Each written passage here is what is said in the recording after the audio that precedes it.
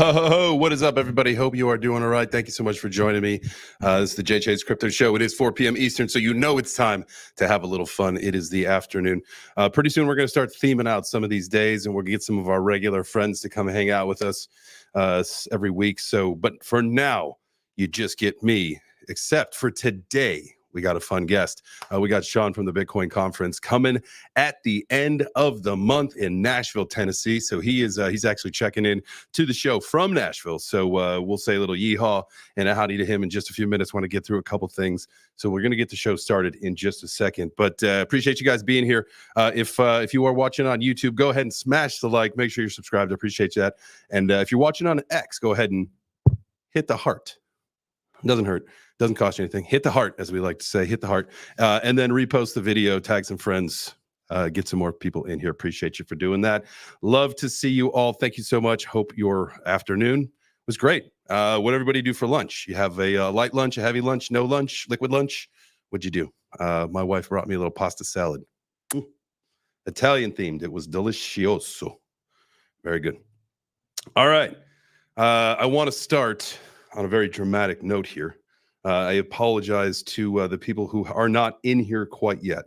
They are going to miss this, but our first story, this is everything's Bitcoin themed today, guys. This is a 100% Bitcoin themed show. So if you are, you have your maxi friends, you're going to want to let them know about this one, because we are just talking about, as far as crypto goes, we are just talking about Bitcoin. That is it.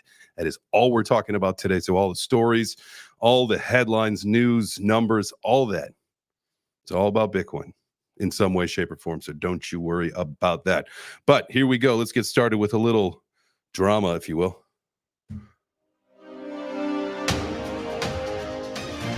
Ladies and gentlemen, brace yourselves for a tale of disruption and controversy.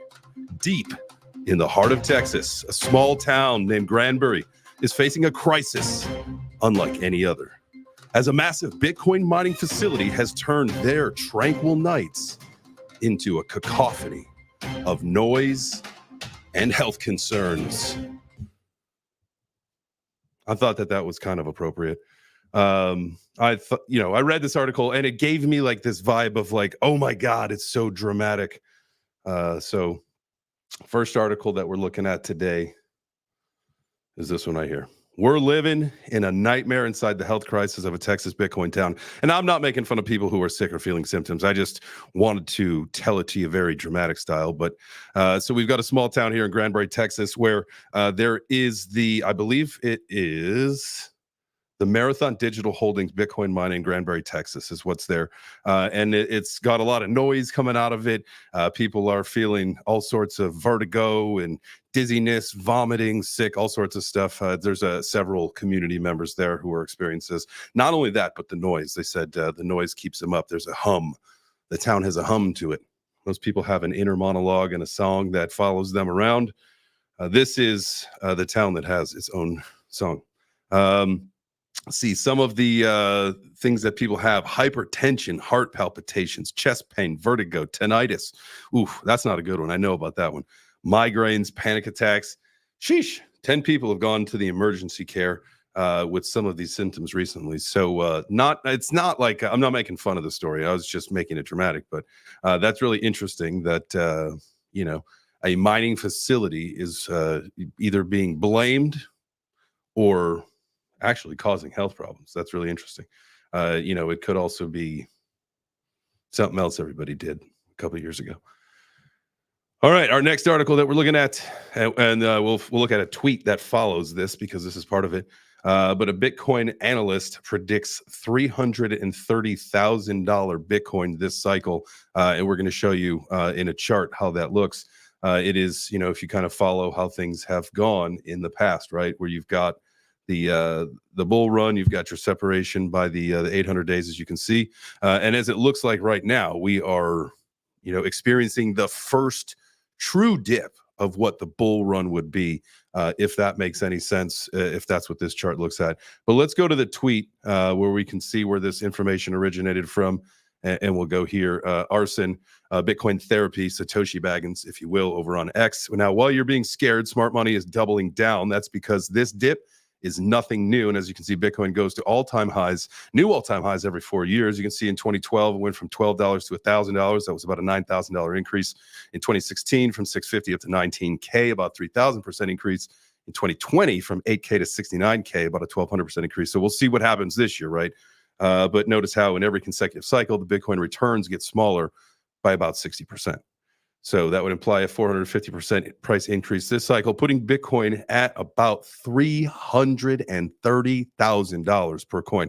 Now, we have all seen the analysis that has been way too high. We have all projected, even in the last cycle, that we were going to go well over 100K. We fell obviously well short of that at 69, 70K. So obviously you take this with a grain of salt.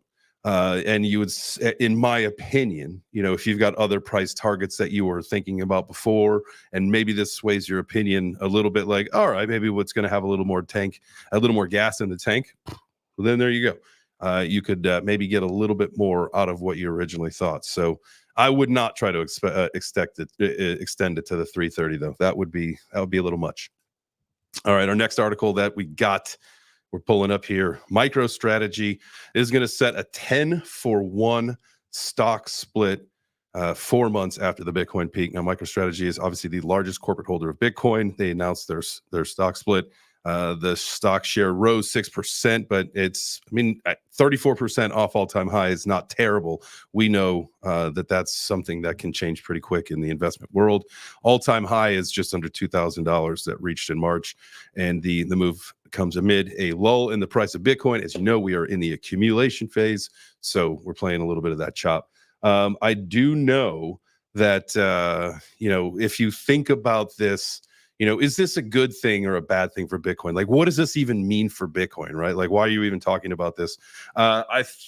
If I'm not mistaken, and I will open up to the chat in my vision so that I can see this, and you guys can maybe correct me if I'm wrong, right? That if we think about this, that this should make it so that more people have exposure to MicroStrategy, inherently having more exposure to Bitcoin, because their whole plan is to implement a Bitcoin business moving forward, right? And so it's a great way for people in the Web 2 world, in the traditional finance world, that aren't really comfortable with coming over to Bitcoin, can still have the exposure in some way, shape, or form. I know that does nothing to our market cap. It doesn't make the price go up, bro. But what it does is it gets maybe people more comfortable to it, right? We got to think about, I don't know, there's probably all sorts of weird analogies that you can think of when you look at it, right? Like tattoos in society, right? Like when I was growing up, right, tattoos were kind of frowned upon. They were, it was not as widely as accepted as they are now, right? The neck tattoo, that's always the joke. The neck tattoo, like when you're retired, when I made enough money to never have to even think about working a job ever again, that was going to be the neck tattoo because you become unemployable. That was always the joke, right? Like, visible tattoos, they were kind of, that whole, not faux pas, that's probably not the right word, but, as time goes on, like, people maybe became more accustomed to it. And so that's a good thing that could happen with these Web 2 focused companies, traditional TradFi, if you will, companies that will allow more investors to participate in that ecosystem, maybe piquing the interest. I don't know about you guys, but I was doing a little bit of stock trading, and that's what really caught my attention about crypto, right? Is because it was in those chatters where you learned about what was going on. So I think that it's a good entry point, right? And you start to think, if we do start to bring people in from the traditional investing side that got their exposure through MicroStrategy, that they understand how to use the order systems. They're basically all the same, right? So I hate to tell you, people with neck tattoos are still largely unemployable unless you like your job title that ends with ista. Barista, French fry ista, burger flipper ista. I'm with you, Enrique. Again, it's always the unemployable thing. Neck tattoos, definitely, that's a little bit like when you slap a big one up there, that's different, right? Like you're hopefully very well off or self-employed. That's how that works. Anyway, all right, let's look at crypto really quick, and then I want to look at one more thing, and then we're going to bring in Sean, and we're going to have a nice conversation, not only about Bitcoin, not only about the conference, not only about all the things that we're excited about coming up at the end of the month, but everything and everything is. I don't know. We'll see where it goes. We'll see where the wind blows us. But Bitcoin right now coming in at 57,445. Okay.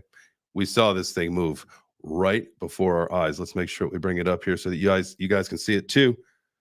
Share this tab instead. 57,446. So definitely has gone up and down a little bit today. We saw the numbers coming in, the CPI numbers, and Bitcoin shot up, but then lo and behold, we came right back down to our level. So we got to have a little fun this morning, and then gosh darn it,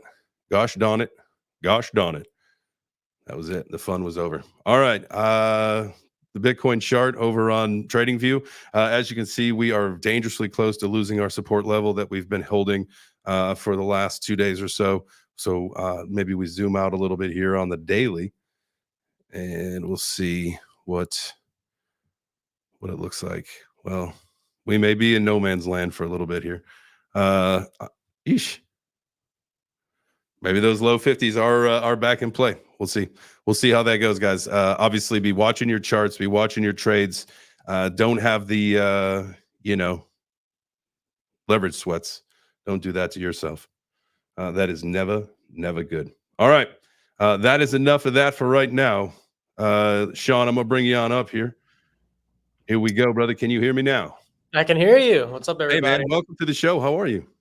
I'm doing good, man. I'm here in Nashville at the Bitcoin conference, Bitcoin Magazine headquarters, and ready to talk to your audience today, man. I'm looking forward to it. Awesome, brother. I'm definitely excited. Definitely excited to chat with you. Super excited about coming out there in the end of July here. Now, let me ask you a quick question before we get into the conference and all that kind of stuff.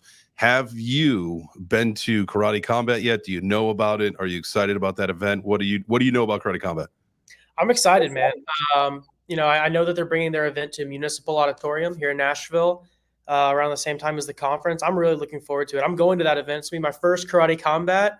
I've been to a couple UFC events. I'm a big fan of MMA. But no, I've never been to a Karate Combat event. So this is going to be my first. I think it's going to be really interesting to see how the fighting styles change with kind of the way that they have that sloped side wall. I've seen some pretty insane highlights from some fighters leveraging that in creative ways. So absolutely, man, it is definitely fair game to go off the wall. I actually, I don't know if you know this about me, but at the end of what month we're in July? So at the end of May, I think what it was in Austin, Texas, I fought Billy McFarland, the guy who did the Fire Festival. He ended up beating me in the second round, but that first round, man, I had him actually up against the wall, and I knew as long as both my knees wasn't down and his trunk wasn't on the ground, that you could use that wall to the advantage. And so, dude, it's a wild time. It's a lot of fun, and as a spectator, it's really cool. Like you said you like UFC. I mean, how many times have you gone to a UFC fight and your view's a little obstructed by the cage, right? Like it's kind of a little frustrating when you can't perfectly see everything. Totally changes with the pit, brother. It is a little recessed, so you can see all the action. There is nothing obstructing your view. Yeah, it's wild. I mean, hopefully we don't get any kind of Khabib Conor moments where people are just spilling over the lack of a wall and going to war. But I'm not on the liability team over at Karate Combat, so I'm sure that they've thought through things. I'm sure they have stuff in place. But oh yeah. No, they got awesome. Great security team. It's an arena too. I've been to the arena for concerts and stuff, and I'm from Nashville. So, man, like it's kind of the perfect venue for something like Karate Combat. It's going to be, it's this awesome old school arena, kind of, arena style bowl seating. The first ever hockey team in Nashville was playing there way back in the day, and a lot of history in that arena. And man, like I couldn't think of a better venue for Karate Combat. You're talking about those viewing angles. Everything's gonna be kind of like it's almost a Coliseum feel. Everything's gonna be coming down towards dude, nice. It's gonna be killer. Dude, it's fun. And from what I understand, I believe so they did this at Consensus in Austin. But I don't know what the actual deal is, but you either have to still claim your ticket or maybe the window is closed, but all of the attendees of the Bitcoin conference, the potential to get a ticket to Karate Combat, if I'm not mistaken. Yeah. If you go to our website, so if you already have a Bitcoin 2024 ticket, go to our website. On the drop-down menu, you'll see Karate Combat, and there's a landing page specifically for Karate Combat. On that, you can RSVP, and you just use your same email you used to buy your B24 ticket, and we'll make sure we send you over a Karate Combat ticket as well. Awesome. There you go. So anybody that is thinking about going to their first Karate Combat but is on their way to Nashville, you better go. And I'll tell you what, first drink's on me. All you got to do is find me in the crowd. First one is on me. So, all right, Sean, b.tc Nashville. So this is first year that it's been away from Miami for several years. Very excited to, honestly, I'm going to promise you, there's a lot of people, including myself, obviously, that are extremely excited to not be going to Miami this time of year. Yeah, Finally. man. Finally. So Nashville, Tennessee, July 25th through the 27th, going to be a great time. A lot of events, a lot of really fun things happening. But what are your expectations? Like, what are you excited for? Well, first off, yeah, we get a lot of questions about, people thought the name of the event for a while was Bitcoin Miami. Like, people actually thought that was the official name of the event, right? Like, we always name it Bitcoin Conference and then like the year. But yeah, I mean, it's been in Miami for a long time. But before that, it was out in California. Came to Miami. Miami was really good to us. They let us do it during, we were kind of the first event of our size, really. I mean, as far as I know, in the U.S. back from COVID, right? And Miami was incredible. The city of Miami was incredible helping us out with that. But it was time to take the show on the road, right? Like our company mission is to drive the world towards hyper Bitcoinization, and you can't do that if you're just in one city, right? So, Nashville was kind of that obvious next play for us. It's where we're headquartered.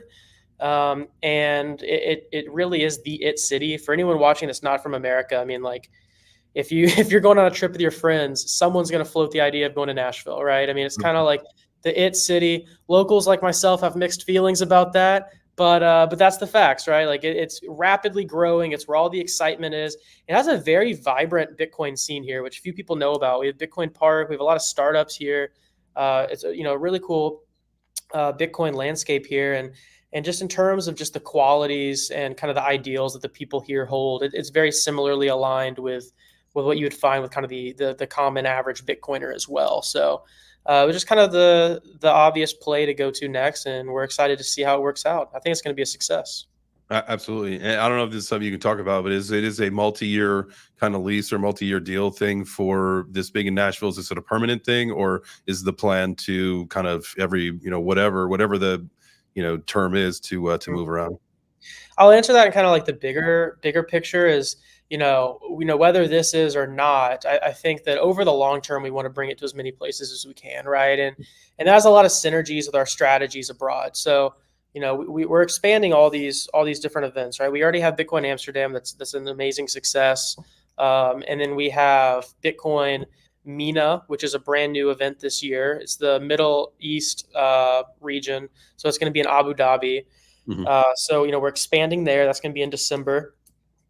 And then we already just threw a year one event in Hong Kong that, beat everybody's expectations and was a massive success. So we're what we're finding is that, as we expand to these new arenas, people are hungry and they're ready to learn more and kind of experience what we have to offer. So, you can't just drive hyper Bitcoinization in America. You can't just drive it in one city at a time. So, we want it to be global. We want it to kind of be on tour and be going to all these different cities and really kind of spreading the word. Yeah, I mean, well, speaking on all of that, we'll get back to the conference aside and Trump and Kennedy and any of the other aspects of the conference itself. But let's just think about Bitcoin and crypto being a political issue. Obviously, everybody was crushed. Just, no, it didn't happen in the last debate. They didn't say crypto. How many times are they going to say Bitcoin or crypto, right? Didn't happen. But, obviously at some point it will, because it is an issue that, is, on the docket, at least as far as a lot of people are concerned, right? Something that will be, talked about. How do you feel about that Bitcoin we'll use Bitcoin specifically, kind of having a front row seat to all of this political landscape here. Yeah, it's so interesting, man. I mean, it's one of those things where I think everyone's excited to see it happen, but we're not really sure what's going to happen, right? It's a first, right? It's, Bitcoin is apolitical, just like a hammer has no moral assignment to it, but what you do with it may. Same thing with Bitcoin, right? Like it's an amoral, apolitical thing, and then it can be used in a tool in kind of these different capacities by different people acting upon it. So, or acting through it rather. So, same kind of goes for us. We're an apolitical company. We just want, the most relevant voices in Bitcoin to be at our event, right? I mean, like, we're the event where Bukele announced legal tender for El Salvador, right? Like that was on our stage. We know Jack Dorsey yearly big announcements. That's on our stage, right? Like this is kind of the WWDC, like the Apple Developer Summit. That's kind of like what we do for Bitcoin. We're kind of like the CES of Bitcoin, right? So like if there's a large name and they have something to say about Bitcoin, this is the place to come do it. So we're excited about that. Obviously, it's becoming political. We don't have a stance, but it's interesting to observe, and we want to make sure that we're letting voices be heard, and that we continue to be the place where that can happen. So yeah, I mean, it's very exciting, but we don't really know. At least I don't know really like what to expect, right? I mean, I think that it's just the beginning. I think that politicians around the world really are going to have to become informed on this. I think that people, like you see the Bitcoin Policy Institute out of Nashville, actually, another Nashville Bitcoin company. I think that actually they are moving to DC. So while I can still claim they're Nashville, I'll claim they're Nashville. But they've been putting in work for years, and it's starting to really publicly show the fruits of their labor. You have Lummis, you have Haggerty, you have all these senators and congressmen and women from around the country coming out with really educated talking points on Bitcoin. And I think that you're going to start seeing that on a global scale. And those that don't, it's going to be pretty obvious as Bitcoin continues to permeate into the mainstream. Mm-hmm. So, I mean, really, they kind of either have to adapt to survive, in my opinion. And whether that means they're for it or against it is kind of irrelevant, right? I think that there's still so many that don't even understand it. And that's the most scary part of it to me, I think. That's a great point. I think we could probably come back to that. One thing I want to talk about before we get too far away from it, and it was something that you had mentioned about, kind of giving like these big voices, right? Big voices that have whether it's a large audience, a lot to say, whatever it might be, the opportunity to take the stage and to speak to the people that want to hear it. And one of the things that I had talked to you about before was, some of the questions I got. The price tag for the conference, right? And I said, well, like obviously this has been going on for a year. This is a huge production. Like you have to think like, like what you just said, right? The Apple conference, like that's probably not something cheap to get into, but you want to go because you want that information, and there's a lot of value to it, right? And I think like that's the whole thing that maybe like the conversation can be geared towards right now is just like this immense value that you can get from this, and like these thought leaders, world thought leaders on multiple fronts. You have the opportunity to sit in a room and listen to, where I mean most opportunities to have that is going to cost you a lot more than what the ticket to the Bitcoin conference is going to be.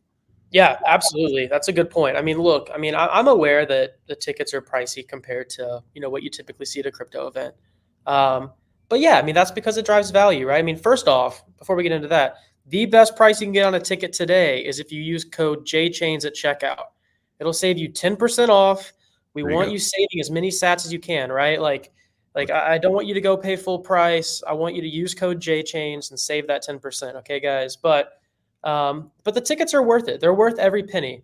Obviously the speakers are impressive. That speaks for itself. Like we don't even really need to get into that, right? You can go to our website, look at it. You're going to want to be there if you just go look at it. But on top of that, the experiences are nuts, right? Like we have a maker space where you can go and actually see the physical products or interact with the software that people on the cutting edge of Bitcoin are building. Like they're going to be there showcasing what they have, and you can interact with it. We're going to have the mining village where you can go see the latest and greatest in mining technology. We're going to have the bazaar where people are going to have their artwork and different, merchandise and stuff that you can, go through and purchase. We have an art gallery that includes an incredible digital interactive part of that art gallery as well.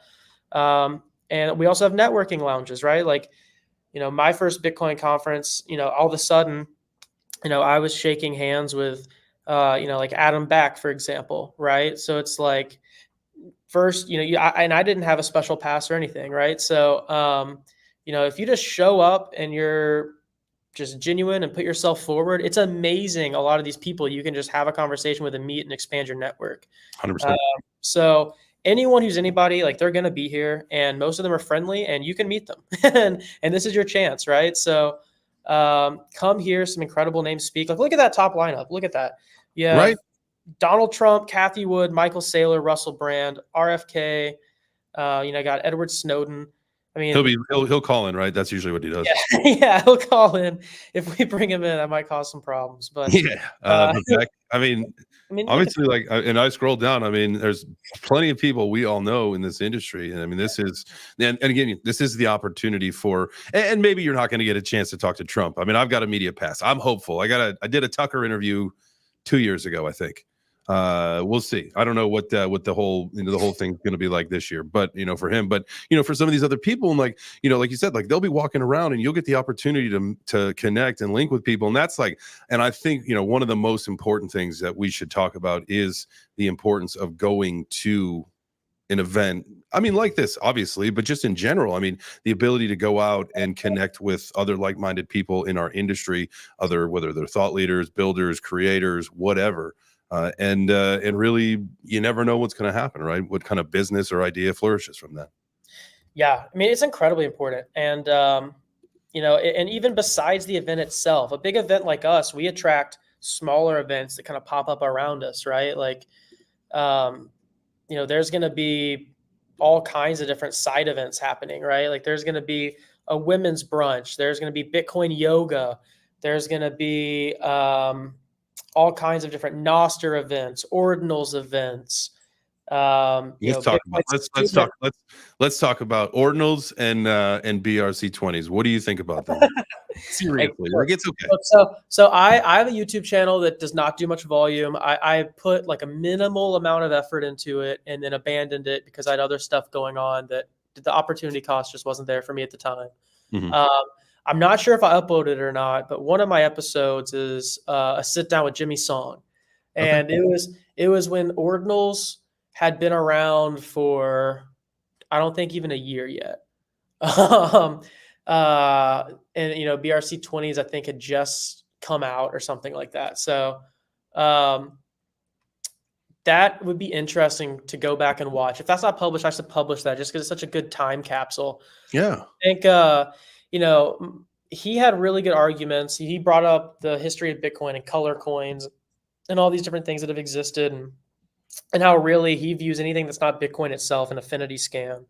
And I think on the moral principle of it, yeah, like, I actually do agree. Like, I do think that generally, if you're building something that has no actual utility and it's just for speculation, like, if your intent is to just get rich off the backs of other people speculating on it, that's probably not a good thing. I would even go as far as say that's a bad thing. But that's what our space doesn't need. Yeah, but if you're putting out dog token, this in parentheses, this has no value, do whatever you want with it, you don't pre-mine it for yourself, and you're just like having a good time, I think that kind of everyone knows at that point that it's just dumb speculation. Yeah. Right. Like, I think like what Leo did, for example, with Dog Go to Moon. Like, I think that is just fun and experimenting with new tech, and I think that's fine. Yeah. But I do think that there's a lot of people out there trying to rug and trying to just get rich quick off of people that don't know as much. So I would condemn that morally. But I think that, like, if you're someone like Leo, just like trying to see what's possible with this cutting edge new technology that might get used for something legitimate later down the road, and it's very open from the beginning, hey, this has no real value, do whatever you want with it, it's just funny. Like, I think that's fine. That's my take on it. Yeah. I'm with you. I think it's all about the intent, right? And there's this whole, and I'm not sure about the Bitcoin ecosystem. I know the whole concept was supposed to be Bitcoin centric, but the mind obviously moves around. But so there's this whole kind of idea that's like shifting now, like in the meme culture community, right? Where, a lot of these coins are shifting to a culture coin versus a meme coin, whether it's the better connotation or just what they're building like around it, right? And I feel like that is like the ecosystem maturing. It's just like, okay, like one, and it's in my opinion changing how we view investing in general. But two, I think, as we come together again, there's a lot of things, especially when people control the IP and like you can create businesses and all sorts of things from it. I think it's fantastic that it's giving people an opportunity. But I think, at the end of the day, like coming back to what you had said, like it's about the intent, right? As long as somebody is not just there to scam and wamboozle people, like I think it's really at the end of the day, like much like what NFTs were with like the beta test, like we're still like beta testing this whole system of how it all works. And I think, we're all playing our part, and obviously we got to squash the bugs. Yeah, and I mean, there's a lot of promising stuff already happening, like BAMP, like Bank of Nakamoto, like they have a synthetic dollar built on top of Bitcoin using runes, right? It's like I think that's super interesting. Hopefully, there's nothing. I mean, I'm not an expert. I have not looked at the contracts or anything. Hopefully, there's nothing nefarious happening behind the scenes. To my knowledge, there's not. And I think that it's a very cool, kind of ingenious idea, right? To have a stable coin native to Bitcoin, and it's just totally synthetic with long and short positions, not really backed by any real assets. Like I think that could be really interesting. So people are. It allows. I think at that point too, it allows like the purists, right, to be able to preserve their wealth in Bitcoin on that network versus like I don't know having to bridge over and switch to Tether or USDC, which I think depending on where you live and what you believe in, like USDC may be the one that's chosen for us, right? Who knows? Exactly. Right. So like, I think stuff like that's inevitable. And I think that's good to have in it. Like, I think Bitcoin needs layer twos and it needs innovation. Like, I think that ideally you want the base chain to be slow and steady and clunky. Like, I think that's by design, not a bug. And then I think that in terms of efficiency and scaling, like, I think that, we should go for things like Lightning and eCash and perhaps something like Bank of Nakamoto. Like, there's going to be some sort of winner creative idea that kind of comes out of that. And it's kind of a lot of capacity to be really quick and be secure. Right now, I don't really think, I'm not convinced that any of those have like all three of those characteristics, but I think that as we continue to experiment, we're going to get there. Mm-hmm. So as we like I think one of the most important things that, we had a conversation on one of my shows earlier this week, and we were talking about getting our families in, and we talk about mass adoption a lot and those kind of topics. And the whole idea of, all right, so we've got a whole bunch of people that are coming into our space. What's the whole idea? We don't really want to be teaching them decentralization. I don't really think that, well, while that is a key fundamental, I understand it. I think like, utilizing centralized entities for new people as we onboard, and I hate using the term onboarding because it makes me feel like someone's got to watch a training video at McDonald's, right? But it's what we've got right now, so it makes a lot of sense. So like while we start to onboard these people, it's like I feel like teaching people to use like a centralized entity to get your feet wet, learn, figure it out, do some transactions that are in some way, shape, or form protected. I don't really mean that, but you guys understand what I mean. And then from that point, like we want people to really move on to the next evolution, which is true decentralization. And I feel like if privacy and decentralization is whether it's a forgotten or an unintended consequence that we're missing right now, because the whole idea is to get as many people in as possible, right? Yeah, I mean, I think that you do want to get as many people in as possible, but for what end, right? Like if we just want people to become retail and pump our bags up and speculate on stuff and use all these chains that are basically just optimized for gambling, like what's the point of even getting people on, right? Like yeah, I mean, I guess more for yeah, I mean, you're right, and not so much into like meme coins and bullshit and that kind of stuff. I mean, more like using Bitcoin or using cryptocurrency for what it's actually intended for blockchain purposes, for transactional, for cloud storage computing, like actually using blockchain, because at some point for all of us it's going to be shit or get off the pot. Like you have to either use blockchain or not. Like you can't just hold crypto and just hope that number go up. Like that doesn't even make sense. You actually have to walk the walk. You have to use it, whether that's what you use peer-to-peer, that's what you use to fund your life. I mean, we know plenty of people, if you've gone to the Bitcoin conferences, I mean, the name escapes me now, but the family that has been living off Bitcoin since like 2015. Yeah. The No, Bitcoin look, family. here's the Bitcoin thing. family. Like, people, I think that it's almost kind of a false dilemma, right? Like, I think like most blockchain developers, they're fixing a problem that doesn't actually exist just for utility, right? Like, I think that meme kind of almost transcends to the entirety of the space. Like, so on the side, I do consulting, right? So most of my clients are going to be older individuals that are well established and want to get some sort of exposure. And I set them up with multi-signature custody, do it in a very decentralized, effective, and safe way. And after sometimes one, but 2 or 3 sessions with them, they're good to go. They get it. It's you're gonna have to teach them one system or the other, right? And frankly, for a lot of them, it's a lot harder to figure out how to do 2FA and scan their ID every time they want to withdraw from Coinbase than it is to figure out how to use a seed phrase and use decentralized tools, right? So like either way, there's a learning curve.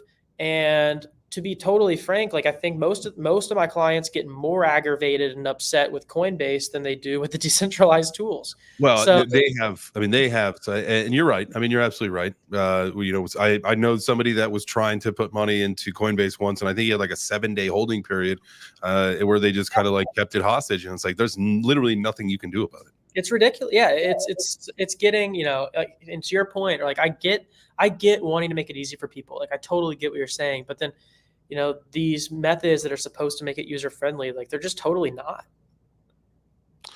That's true. At the end of the day, you're right. And maybe sometimes it's just your idea of trading your privacy or security for convenience is not ultimately the best. I like to use that example, right? Like I fly clear. I don't know about you. I travel extensively. And so like I have chosen that, like, at least in that one aspect of my life, is to giving up the privacy and security of, my thumbprints, my eyeballs, whatever they needed, in order for me to just like just get right to the airport. Yeah. Look, I think that I'm one of these Bitcoiners where I am a hardcore Bitcoiner. I believe in what Bitcoin is and stands for and all of the things. Like I'm right there with everybody. Mm-hmm. But I think that a lot of the Bitcoin community is too black-pilled on government. I do agree that the current forms of government we see in the world right now probably are not ideal.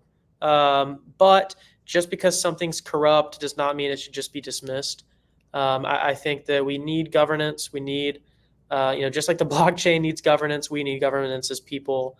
We are corrupt moral agents that are highly irrational, and we need government. It should be reformed, and it should be, in a more refined state that allows us to truly flourish as people, which we might not have now. But man, like there's trade-offs that come with government, right? And I am A-okay that the government knows what my face looks like because I don't have to worry about, mass terrorist events happening, right? Like, I'm proud to be an American citizen. I feel very safe being an American citizen, sometimes less than other times.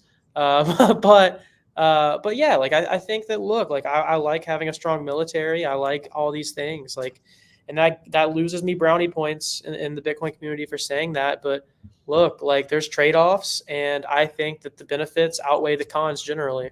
Yeah, I'm right there with you, brother. Don't you worry about that. All right. Well, dude, this has been fun.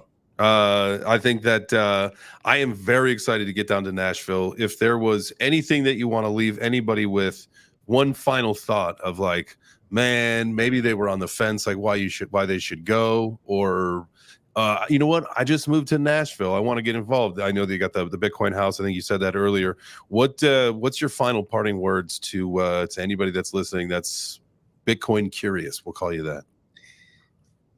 Go to our website. If you're from Nashville, contact us. If you're not, buy a ticket, use code JChains.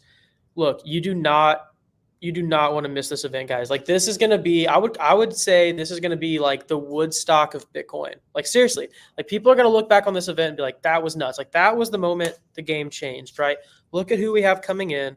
Look at what's going down. Look at the side events. We have, so it's literally one street over from Lower Broadway. If you Google Lower Broadway, that's the reason people come to Nashville. All right. 100%. This is about to be wild. Okay, it has all the things. We just threw everything in the kitchen into the pot and we're stirring it. And you're going to want some. It's going to be delicious. Like we have a park that's between Broadway and the event booked out for the whole event. We're going to have live music. It's going to be a music festival going on. Like it's the city already, like all the light posts have the orange Bitcoin flag on it. Like the whole city already has a Bitcoin takeover. We're running the town. All the side events are taking over. All of the rooftops, all of the honky tonks.